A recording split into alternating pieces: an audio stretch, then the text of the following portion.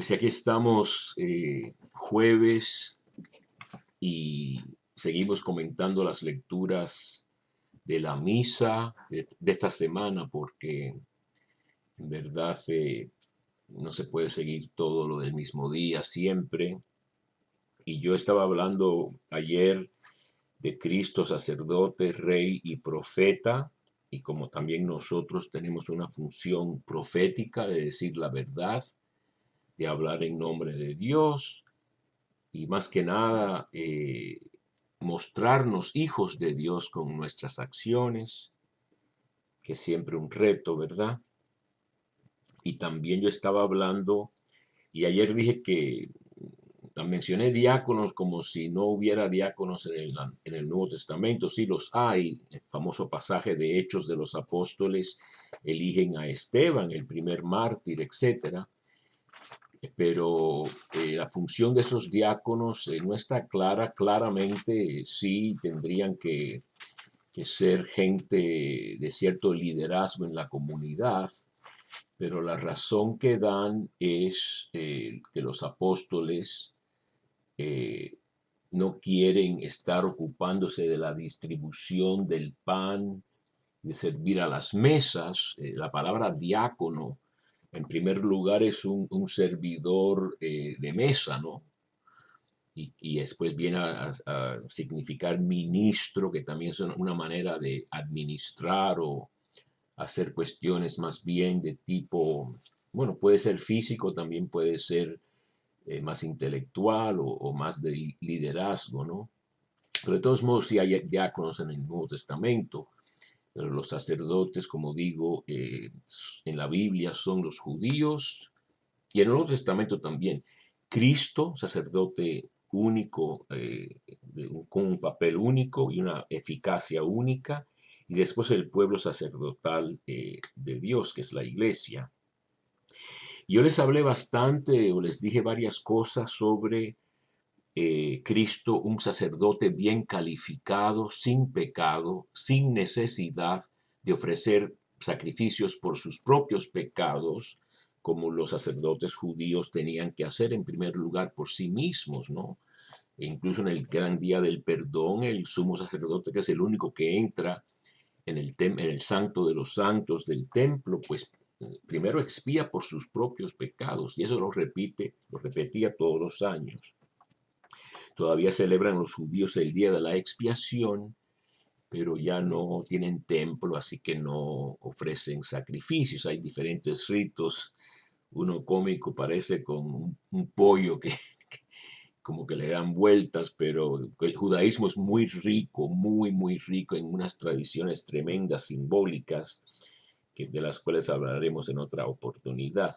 Pero yo lo que quería resaltar hoy, y tiene que ver con la lectura de ayer, es la segunda calificación que tiene Cristo, la segunda característica que tiene Cristo, además de ser un sumo sacerdote perfectamente calificado, con sus cualidades perfectas para ser un sacerdote.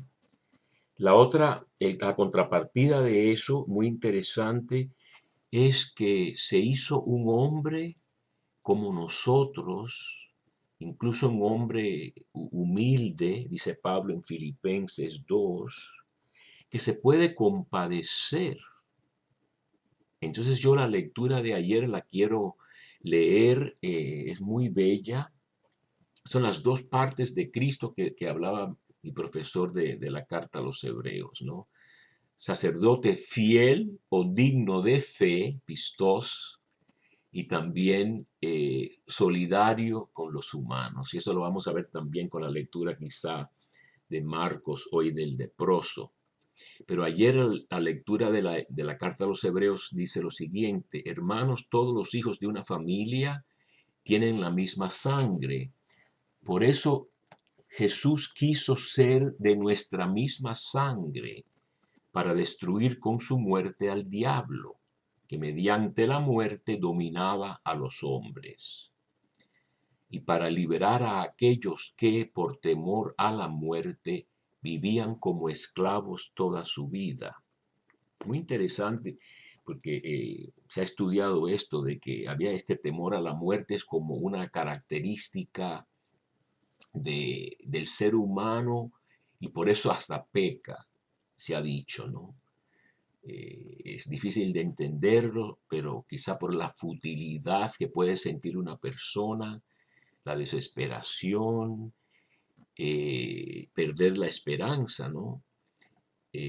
Por eso pecan, avaricia, cosas sexuales, deseos de satisfacer un vacío, ¿no? Por eso San Agustín dijo, nuestros corazones están inquietos hasta que descansen en ti. Él mismo fue, si no libertino, por lo menos lascivo, es decir, le gustaba el placer sexual y la castidad fue una cosa con la cual tuvo que luchar mucho.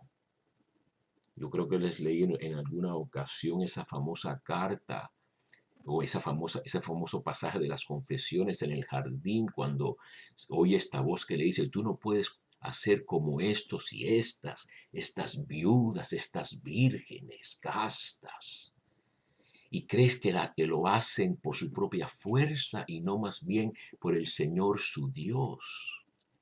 Y entonces San Agustín vence ese, vamos a decir, casi último vicio que tenía y está libre ya para entregarse a Dios. Y estaba concubinado, vamos a decir, tenía una compañera y un hijo, a Deodato, ¿no? Pero la lectura dice que, como ustedes bien saben, Jesús no vino a ayudar a los ángeles, sino a los descendientes de Abraham. Por eso tuvo que hacerse semejante a sus hermanos en todo, a fin de llegar a ser sumo sacerdote misericordioso con ellos.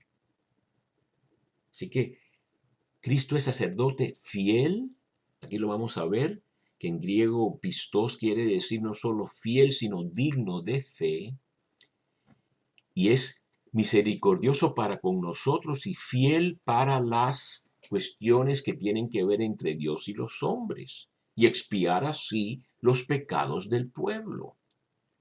Como él mismo fue probado por medio del sufrimiento, puede ahora ayudar a los que están sometidos a la prueba.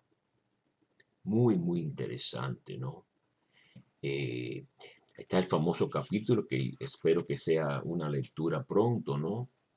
De que aún siendo hijo,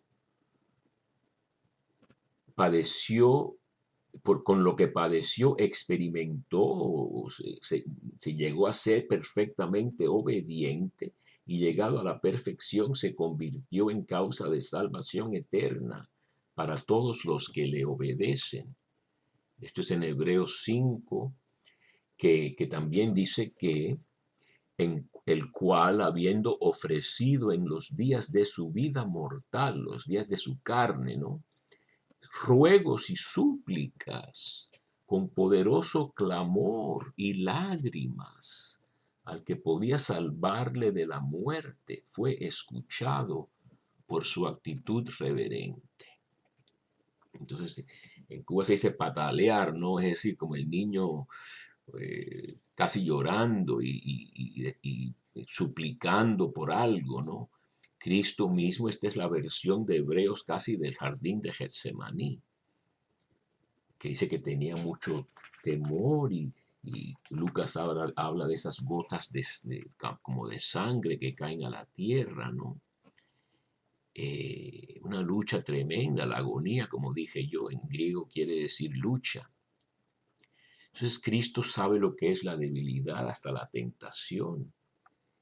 Pudo vencerla, pero no sin un esfuerzo, no sin un esfuerzo real, ¿no? La lectura de ayer de Marcos habla también de la enfermedad, cuando cura famosamente a la suegra de Simón Pedro, y dice que al atardecer, cuando el sol se ponía, le llevaron todos los enfermos y poseídos del demonio, y todo el pueblo se apiñó junto a la puerta. Curó a muchos enfermos de diversos males y expulsó a muchos demonios, pero no dejó que los demonios hablaran porque sabían quién era él. Es el famoso tema de Marcos, que han llamado el secreto mesiánico. La naturaleza misma de Jesús, Hijo de Dios, no la conoce nadie excepto el narrador del Evangelio, el escritor. Jesús mismo tiene la revelación del Padre que dice, tú eres mi Hijo amado. Y los demonios saben, y en creyendo se dice, ¿no? Cada vez más quién es el Hijo, quién es Jesús. En la primera curación del endemoniado en Marcos 1 le dicen el Santo de Dios, pero después le dicen el Hijo de Dios y Legión, el mayor conglomerado de demonios que hay, que habitaba en las tumbas, en el capítulo 5, desde lejos, sale corriendo y dice, tú eres el Hijo de Dios Altísimo. Así que va creciendo lo que proclaman los demonios de Cristo. Así que solo prenaturalmente, no con medios humanos, se puede conocer quién es Cristo. Pedro cree que es el Mesías, pero no un Mesías que sufre ni nada de eso, ¿verdad? Ponte detrás de mí, Satanás, no échate al lado o vete de mí, sino sígueme detrás de mí cargando tu cruz como yo. Eso es lo que dice Marcos 8, ¿no? Pero es el único y el primero en saber quién es Jesús de verdad, Hijo de Dios, es el centurión, cuando ve de qué modo muere.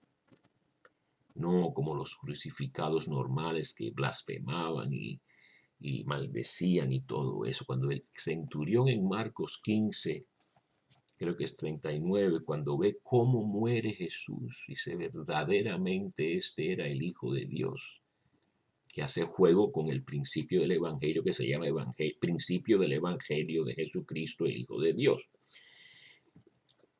Entonces, fíjense que a mí me llama mucho la atención esto cuando me despierto en el medio de la noche, y estos días sucede a veces más a menudo, de madrugada cuando todavía estaba muy oscuro.